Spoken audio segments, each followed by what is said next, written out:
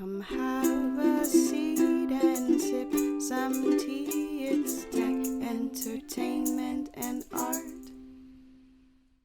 Welcome to yet another edition of Tea Talk.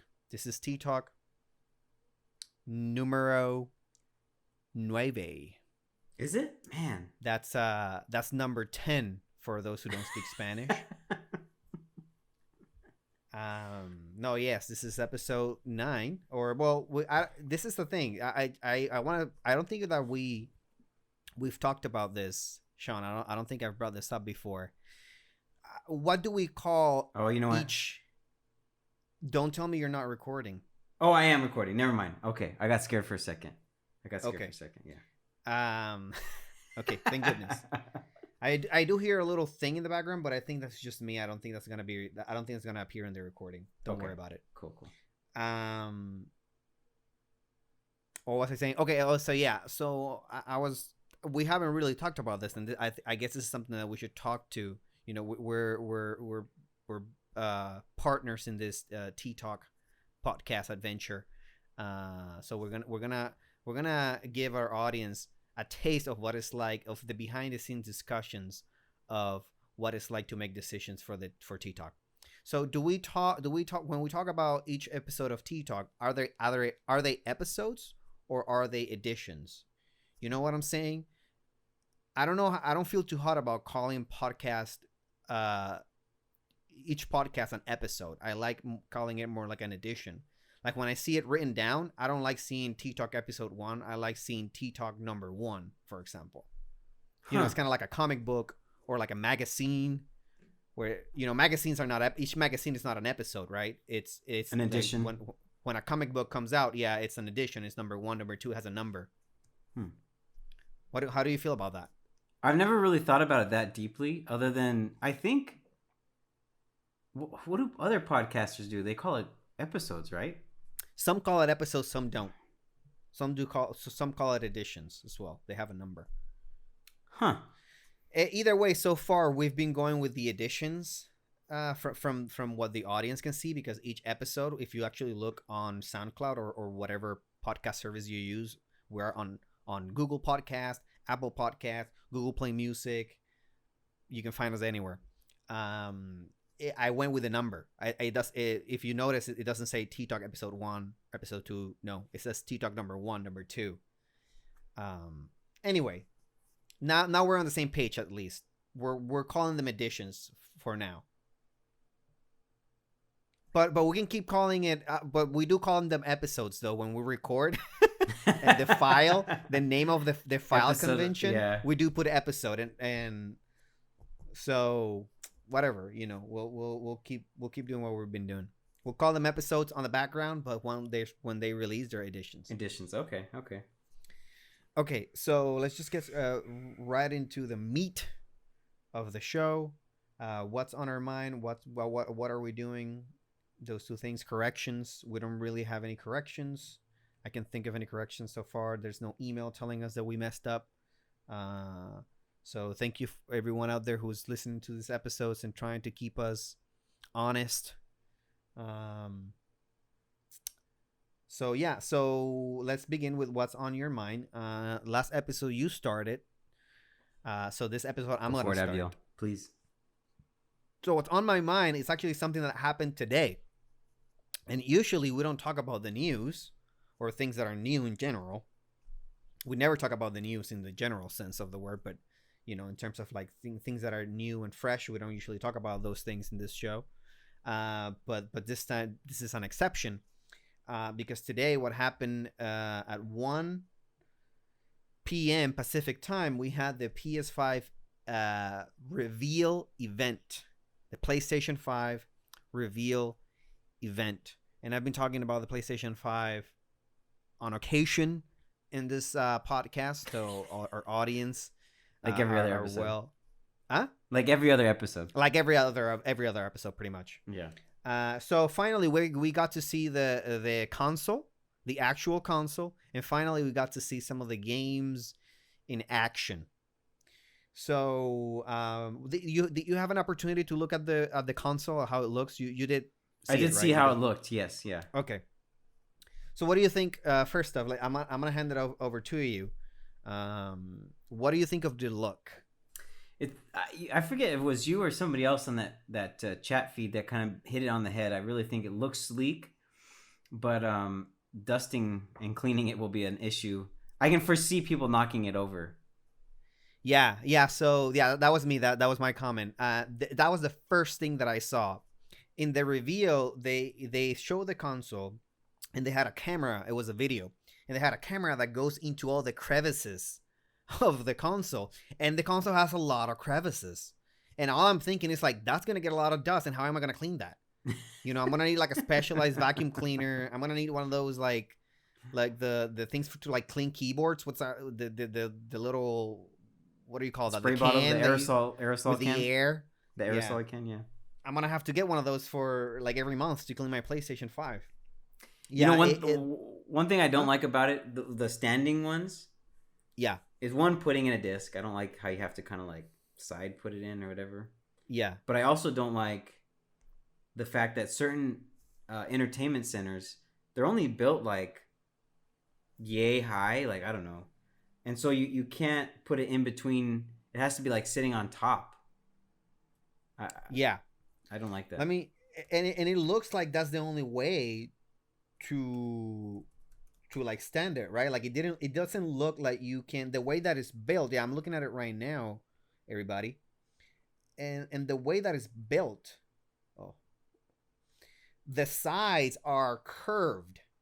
So there's no way that you can lay that on the side. If you lay it on the side, it's gonna like wobble, like swing back, like wobble. So there's no way that you can set that on the side unless they release some kind of peripheral, some kind of stand for that.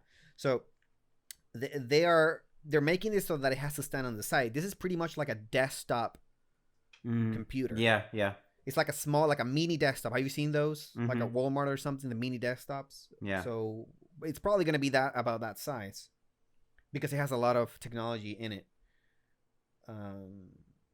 So yeah, so good point. You can't stand it on the side, and that's a lot of people don't like that, me included, because you what you pointed out, many entertainment stations or entertainment centers. What's that called? Centers, entertainment centers. They're small, you know. So you're gonna have to, or the copies on those centers are small. So you're gonna have to put it like on the top. If you have an entertainment center, you're gonna have to put it at the top, like next to the TV, and everyone's gonna see it. It's just gonna stand out. The other thing is that just the look. It looks super duper conceptual to me. Everybody that's here listening to the podcast, please stop what you're doing and get out your phone and look at a picture of this, because if not, none of this is gonna make sense. Okay? If you're driving, park on the side. Don't look at your phone while you're driving, but park, stop. Even if you're in the highway, just stop, park, look at the picture. Google PS5 console, look at it, then get back on the road and continue to listen to this podcast. There you go. Okay. Otherwise, it won't make this is not going to make sense to you. So it looks super duper futuristic. I've never seen a console like this. There's no console out there that looks remotely like this. And obviously, I mean, all consoles look differently, but they're all like pretty boxy. They're all very boxy. This is not boxy. This has like, what do you call that? Like spades, like coming out of the side. Like one of the Tyler from Points. From Fresh Brew. I mean, from Sweet Tea. Yeah, he did say that he's afraid that if he falls, he's gonna get caught by it, because it does has like some blades. I could see people knocking it over. What do you mean knocking it over? Because it's vertical? Well, when it's vertical, it's gonna have to be on top of the entertainment center. But imagine you're walking, you're like trying to get your keys. Oh, okay, he's right there. Boom! It grabs those little edges. Grab your sleeve, dude. Yes, Dunzo. Done so. You super duper good point. And those those edges are they even have a texture to them, so they're probably even more grabby than we even realize. Because when the cameras went like inside of the thing during the reveal, you can actually see that they have like a texture to them. I was like, why does it even have a texture? You're just making it even harder for me to clean it. What's going on? Okay. So anyway, so it looks very futuristic. I do like how it looks in general. I don't know what they were thinking making it stand out so much. If anyone has a PS5, you're gonna know. You're gonna go to their house. You're gonna look at their entertainment center. Immediately, it's just gonna stand out. Yeah. It's even white. So bright color. Usually they're black. Because they're black. They blend into the environment. This one is white. Anyway, looks fine though. I'm gonna get it. It looks cool, but you know what? You probably said it right. They're probably gonna get some kind of stand that you can buy for like $25 or $50 or whatever, PS5 on it, which is just gonna be plastic. It's gonna be a cheap plastic thing that the PS can sit on and make a ton of money like that. Yeah, if it doesn't come out, Abdul, you might want to think about getting some materials and making it myself, making it yourself, and start selling it on Amazon. That's a good idea. I can get a 3D printer. That's actually very possible to do nowadays. And I've been meaning to get a 3D printer. My wife and I were talking. But we live in a studio apartment. We would need a bigger place because 3D printers are messy, especially if you get ones that are affordable. Okay, we do have a garage that we could use, but I don't know. Okay. So yeah, so then the games. They show the games. I was very surprised that most games, and this is gonna surprise you too, most games were family friendly. Like I don't think they showed like 10 games. I don't think I can't remember any of them. I mean, I'm sure there was one, but I can't remember any of them being even like for a mature audience. They were really? That's different for the PlayStation. Yeah, which was a direct contrast with the Xbox games reveal that they had like a month ago. Xbox is made by Microsoft, and Sony and Microsoft are competing. PlayStation, Xbox, two competing consoles. Xbox games are like all for a mature audience. And then PS5, they were all family-friendly games, like the vast majority of them, or like I said, not even mature. So I like that because I enjoy those kind of games. When I play a game, I just want to see something that's interesting and that's like kind of upbuilding and that doesn't make me feel sad. Do we have a release colorful. Date? Huh? Do we have a release date or no? No, not yet. Not yet, but they say holiday 2020. Oh, right, you said that. Yes. Okay. No, actually I did not say that, but yeah. No, you said that in our last podcast. Okay, that's right. Yeah. So they showed a game called Ratchet and Clank. I know you probably know about that game. Yeah. You remember Ratchet and Clank? So their new game is called Rift Apart. And what's interesting about that one game specifically is that the whole thing about the PlayStation is how it can load really fast. How loading is not a problem. How you can go from one stage to the next stage without any loading. So the game is called Ratchet and Clank Rift Apart, and it's all about It's a sci-fi game. And it's all about Rift opening up and Ratchet and Clank going from one planet to another planet, like immediately. And then another Rift opens, and then they go to another planet. And they just like Rift opens left and right, and they go back and forth between planets and areas. And as they're showing it, I'm thinking in my mind, it's like that was the only thing in the entire reveal in all of the games that they showed that I saw that I was like, okay, that is something that you cannot do on current gen. That is something really cool that they were doing with that game that was taking advantage of the solid state drive, taking advantage of the new hardware that the PS5 brings. The other game was just doing the same thing as every other game that we've ever seen. There were no loadings, but there was the speed of the drive was not being used in that. That was the only game that I saw that was being used very well. Anyway, so then they had Gran Turismo 7. They showed Gran Turismo 7. There hasn't been a Gran Turismo game, an official Gran Turismo game, this entire generation. For the PS4 did not have a single. Well, they had a game called Gran Turismo Sport, which I have. It's really good, but it's not one of the main series. Gran Turismo 6 came out for the PS3 during during the end of the lifespan of the PS3, but during the PS4 we did not have Gran Turismo 7. We only had this Gran Turismo Sport, which is something that Polyphony Digital, the developer of the game, that's what they do in between big games, big releases, that like the main numbered game. Right. They release like these smaller experiences that kind of show off what they've been working on. So that's what Gran Turismo Sport was. But now we're gonna have Gran Turismo 7 with the PS5. So it's been like what 7 years since an official Gran Turismo game. So I'm So very funny excited how for those that. games to me, like, they're so big. People love Gran Turismo. Like, Oh, dude, yes, I love. Yeah, you're right. I had I guess, like, I kind of mentored him, you could say.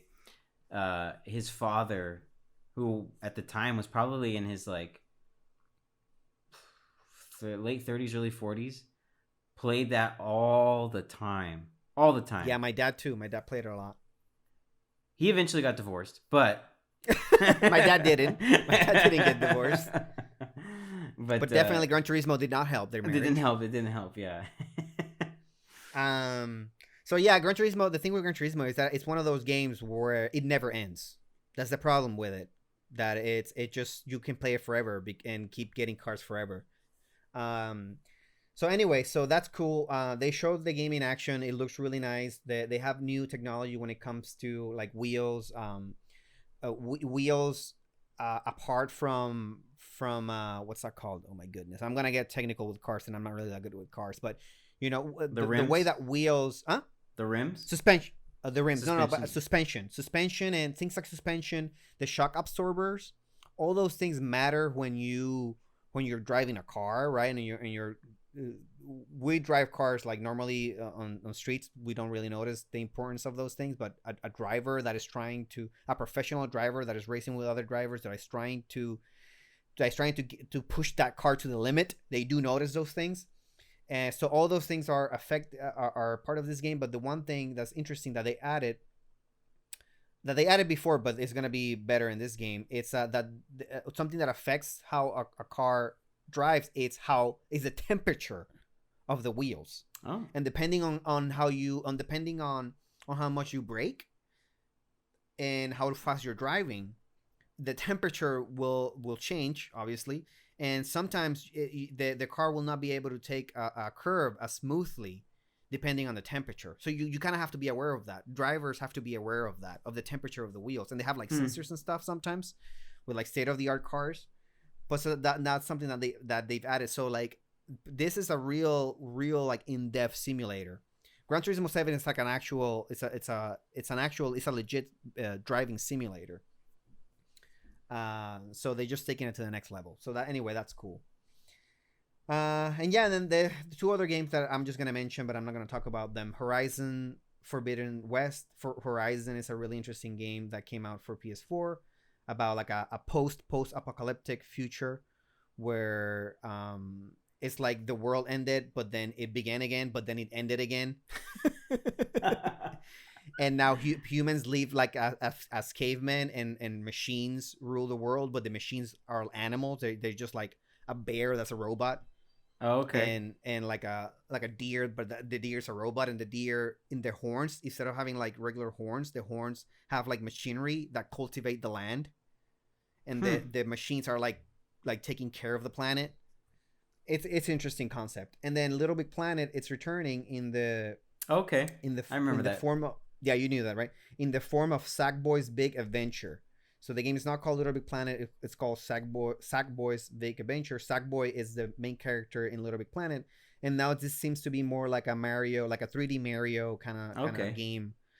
It's 3D, and you can play with friends up to 4 people, and yeah, it's just kind of like a 3D platformer adventure. Ratchet and Clank was probably one of the last. I guess was that classified as RPG? Like an RPG game I probably played. It has RPG elements. Yeah, Yeah. definitely. I mean, It's there's more of a an story action to game, it. but yeah. Yeah, There's a story I to guess. it, yeah. I guess. Yeah, action. Yeah. Yeah. Okay, so that's what's on my mind. I'm done. What about you? What's on your mind? Well, I guess we're gonna continue with the Sony theme here. Okay. Ooh, I love it. So Sony not only is in the industry of video games, but they're in the industry of a lot of things. Particularly, what I'm talking about is cameras. Shoot me, bro. Tell me all about it. There's a lot of rumors going out there that right now Sony is releasing the A7S III camera, like Sony enthusiasts and people have been waiting for this a long time. And the reason why this is in the rumor mill is because one of Sony's other cameras, actually all of Sony's main Alpha series cameras, which is what professional photographers, professional videographers use, like in weddings and stuff, and on that level of professionality, they all dropped in price. Like they all dropped by $300, $400. Wow. So I think I have like an A6 something. A6 is the one is that it? I have. It's a crop sensor, probably. Yeah. Yeah. Yeah. So right now so like this is the rumored specs. These are not confirmed. So let me tell you. 15 megapixel camera. Now, when you hear that, I'll explain why. For those who know something about cameras, you're like, 50 megapixels? That's not very many. Okay, so this potentially could shoot in 5K. It has high ISOs. So, in other words, if you're in a dark room, you can raise your ISOs, basically the camera sensitivity to the light. And you can then shoot in a room that's not lit heavily, and it would still look relatively decent. So because of that, because this camera in particular pushes that element of video and photo, it has less megapixels, because the more megapixels it's capturing, it's harder for them to, with their megapixel manipulation and all that stuff, it's hard to push your ISOs. But apparently, supposedly, this is going to have a mode where it, combines pixels and combines certain parts of the picture when it takes photos. A 61 megapixel mode, supposedly, which is way more than you really need, to be honest. But like, I was reading an article on this, and the article said, "Who cares?" Like at this point. And the reason that they were saying this was because there's been so much technology that Sony's put out there for the camera and competitors that at this point it's kind of late. I mean, honestly, people have been waiting for this 7S 3 to drop for like 3 years. But I kind of disagree. I read that article and I was like, well, this person is pro Canon or pro Nikon, and oftentimes when people write an article, they have an agenda and they want to push their agenda. But I'll be honest, I was expecting more. I was expecting something that had similar specs as far as as far as photos, more megapixels, same or just as much ISO. So I mean, these are all rumors at this point, but I will not be purchasing it, even though I was kind of waiting to see what was going to happen. It's rumored to be right around the $3,000 mark. So, personally, I decided, we'll get an older version of a similar model, and then maybe get another drone or something. But yeah. I have I need to check. I forget which one I have exactly. I think it's an A6, and I got a really nice lens, a 50 millimeter. Is that? I don't really know that much. Is it about Zeiss? It's a portrait. Yeah.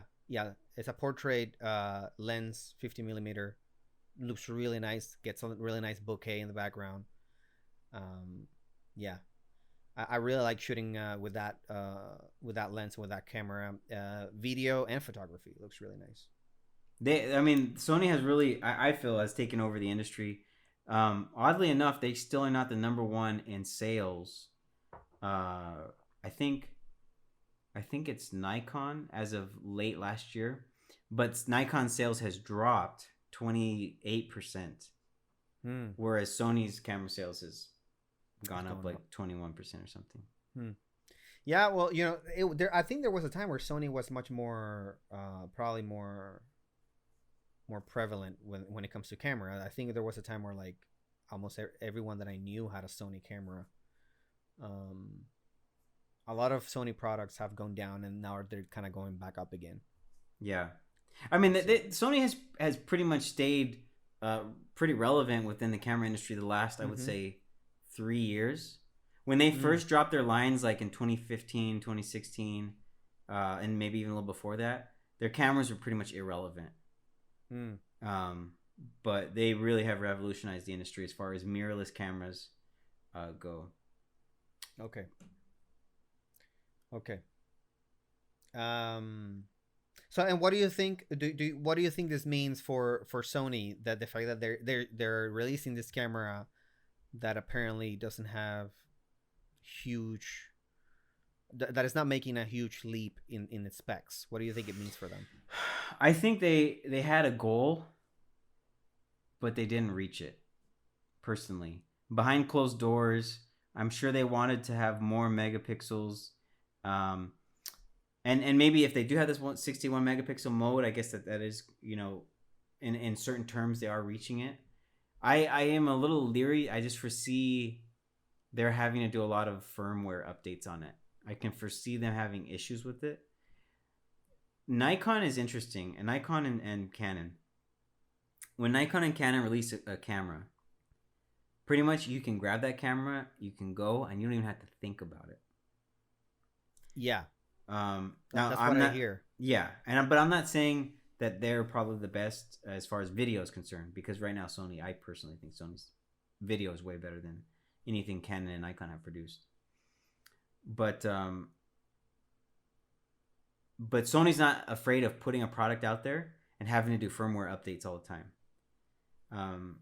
Like for example, on my camera, I was having an issue on one at a wedding. Thankfully, it was at the end of the wedding. And I was like, it's not writing. None of these at the end, the videos weren't writing to the cards, the SD cards. But Naomi was shooting too, my wife, and so her camera was going, and it was pretty much at the end. I mean, there was like 30 minutes left. We didn't really miss anything. So I come home and I'm like, what is happening? Like, what is going on? So I go online. I'm researching. I'm looking. There's this video that talks about this firmware update. And I was like, firmware update? What? So I had to like follow these series of steps, download this software update or this firmware update from Sony, plug in my camera. I never had to do that with Canon. And do not get me wrong, I'm not degrading Sony in any way, because I think if you look at Sony's video, if you were to film it with, a good crew and stuff, you could take a video from Sony and you would not know that it was shot on a $3,000 camera versus what like maybe industry professionals use like $40,000 cameras. Yeah. To be honest, the difference is you would never notice it. Yeah. Yeah. So that's cool. But yeah, I guess to answer your question, I think that they just reached they were setting a goal that they probably didn't reach, but they really felt like the pressure of time. Mm-hmm.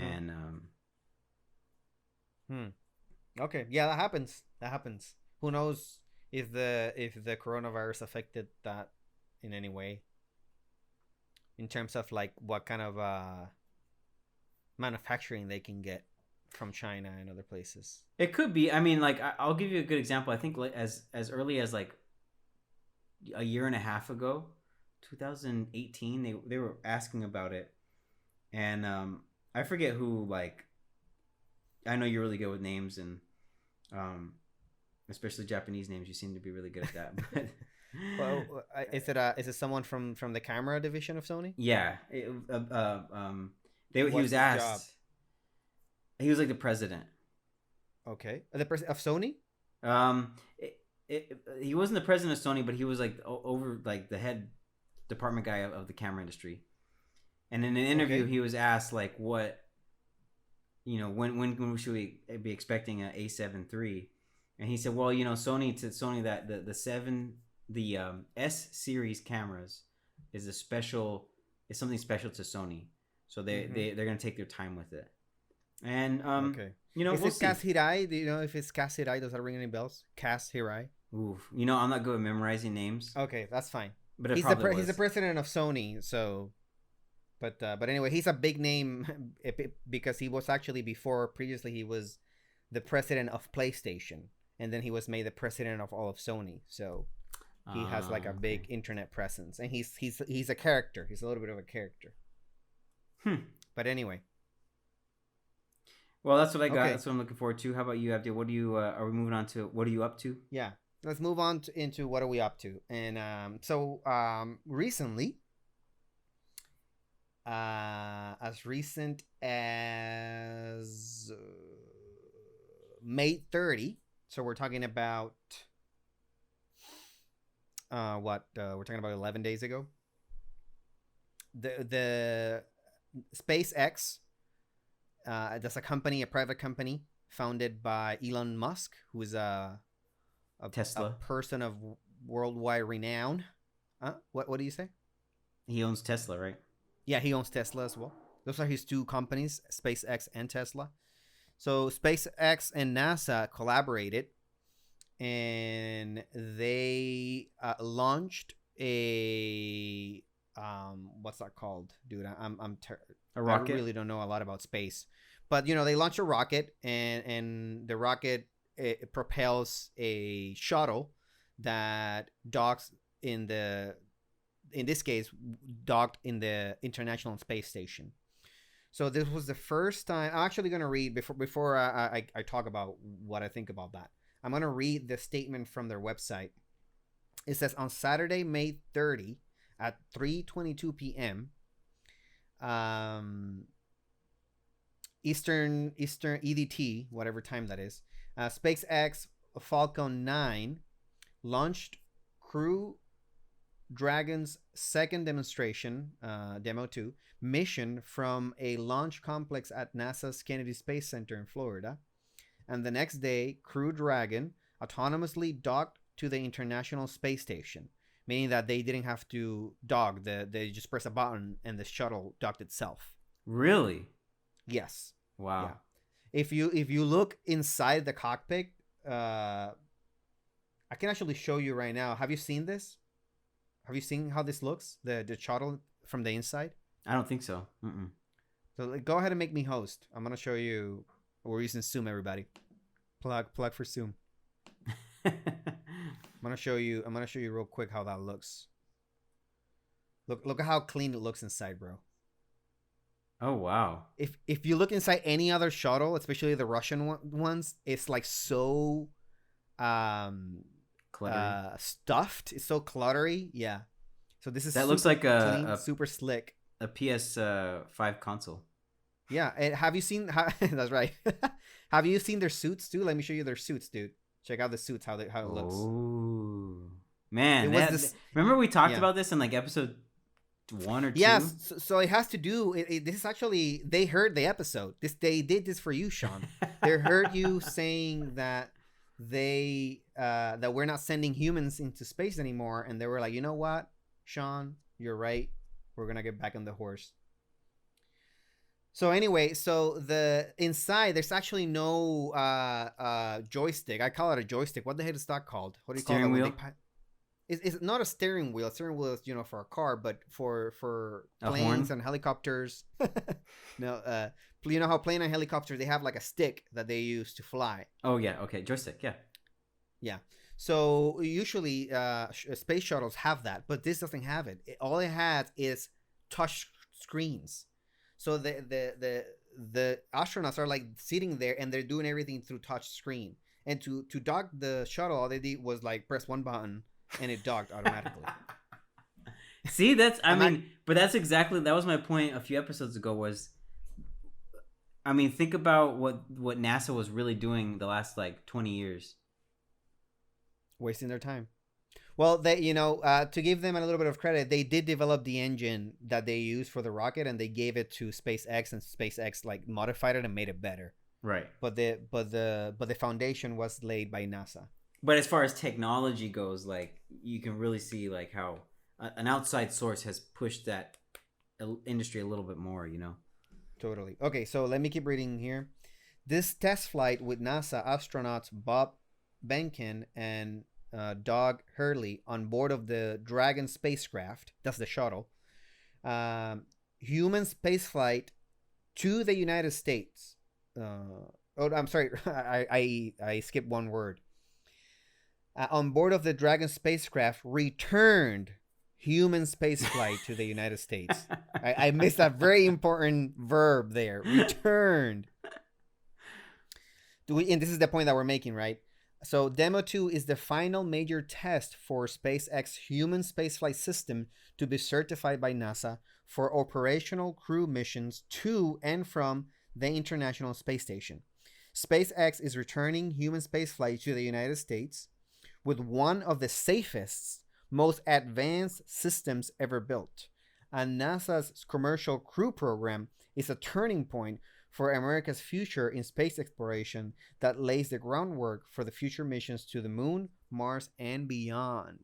So I just read from that's the statement that they have on their website. There's a couple of interesting things here that we can talk about. We already talked about that NASA was not sending people to space anymore. Before, if NASA wanted to send someone to space, they actually had to talk with the Russians, and the Russians would then use their rockets and their system to take their astronauts there. Because Russia also has, they have like the second biggest part of the International Space Station belongs to Russia. And so they're sending astronauts there and back all the time. So NASA or United States astronauts would like hitchhike a ride to the International Space Station. But now they don't have to do that anymore. Now we can do it in-house, so to speak. But not only that, this is the first commercial space flight, meaning that NASA paid Elon Musk to get there.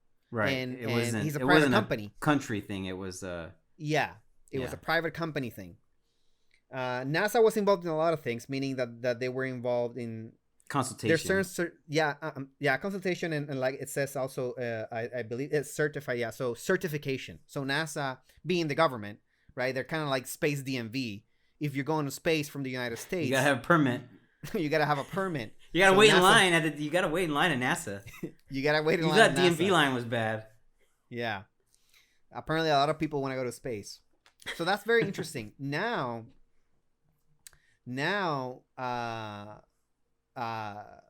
they're moving forward with a lot of plans. SpaceX, the next thing that they want to do that they're working on, and everyone can go to their website spacex.com and look at this.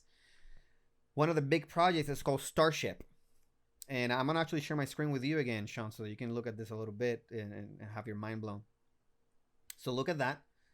Looks straight out of like Interstellar or something. Mm-hmm. So that is this rocket that you're seeing right there is called Starship, and it's a rocket designed to board 100 people. Really? Yes. Here's the 3D model of it. It's actually made of stainless steel, I believe, which makes no sense. There's a video online that explains why they decide to do that. You can see it's made of two components. This is the actual Starship, and this is the rocket that takes it there. This is Starship right there, the rocket. So you can see how it even has like a little window and everything. It's a good time to invest in stainless steel cleaner. Yeah, that's right. So yeah, so they're gonna do this. They're gonna use this to land on Mars and potentially like even develop a colony there, which is what Elon Musk wants to do. We'll see how viable that is, because I think Mars is too close to the sun, and you mean too far away? Rays, huh? Too far away. Oh, that's right. I'm sorry. Yeah, they're too far away. But apparently, because it doesn't have the ozone is not as good. The rays from the sun penetrated more severely than Earth. Yeah. or it's affected more severely. So there's some more radiation on the surface of Mars. So that's a problem for any human being that wants to live on the surface of Mars. It's funny. You told me. I remember you texted me about this. You want to talk about it, and I played that. I guess there's like a game on the website where you can. Yeah, can I mention that before you say that real quick? Please, yeah, go for it. Real quick, yeah. So they have the way that the manual system. Let me just restart. I totally started off wrong. So the shuttle, as we said in the beginning, the shuttle can dock on the space station autonomously, meaning with one button. But you can also do it manually if for some reason the autonomous system is not working. So they have a docking simulator on SpaceX website that anyone can go and do, and it's really fun. You can go ahead and do that. And so yeah, go ahead. So you say you tried to do it. Failed. You failed. I Did you try it failed. again? No. Okay. So I failed the first time, but I got it the second time. I didn't read the instructions, and I mean, I saw You need like to read. you need to read, right? I figured, yeah. Yeah. Otherwise, you're not gonna. You'll never get yeah, it. But yeah. Mm-hmm. Yeah. And I was like, I just don't feel like reading. So yeah, so I did it on my second try. So I basically am an astronaut now. So I just need to go to NASA, stand in line, and get my space license. No, but what's interesting, Sean, I'm gonna blow your mind even further now. What you did there is exactly how you would do it on the shuttle with the buttons, because like I said, there's no joystick. They literally have to press buttons on the touchscreen to use that system. It's crazy. It was I kept having to, like, correct and like do, and then like Yeah. I was gliding this way, and I tried to move and try to go that way. Mm-hmm. So I'm pretty far removed away from like video games, and so I just I didn't have the patience for it. I was like, I have like 20 things to do. I gotta like get done. So I'm like, yeah, I totally understand what you're saying, man. I'm not that far removed from video games, so I got it real quick. I actually do play, and I think when we were roommates, do you remember that I played a space simulator? Do you remember that or no? yes, I remember playing it. I remember you seeing me. So it actually, there's a lot of similarities. Okay. Because there's some rocket science involved in both of them. Obviously in the docking simulator there's rocket science, but not that I know rocket science. It's just that rocket science has to do with like, okay, if I propel my boosters forward, how far is that gonna get me? When do I have to start braking? That kind of thing. That's the kind of rocket science that I'm talking about. Very elemental stuff. Elementary. Okay, so that's it for what I'm doing. Yeah, that's all I got too. Okay, perfect. So yeah, this is a good length for the episode. 42 minutes, very good. I like that 45-minute mark. Yeah. For the episodes, I think that's a sweet spot for me. Okay, everybody. Thank you for joining. Thank you for listening to Sean and I. We'll catch you on the next episode. See you around. Listen to some end credits. Yeah. TEA Talk, or T-Talk, is a product of TEA Talk Productions. If you like what you heard, please like and subscribe. You can also support the show on patreon.com. Link is on the description below. For questions, concerns, thoughts, and ideas, please email us at ttalkproductions@gmail.com. You can also leave us a comment on YouTube or use the DM system on Patreon or Instagram. We're available on Apple Podcasts, Google Podcasts, Google Play Music, SoundCloud, YouTube, and Patreon.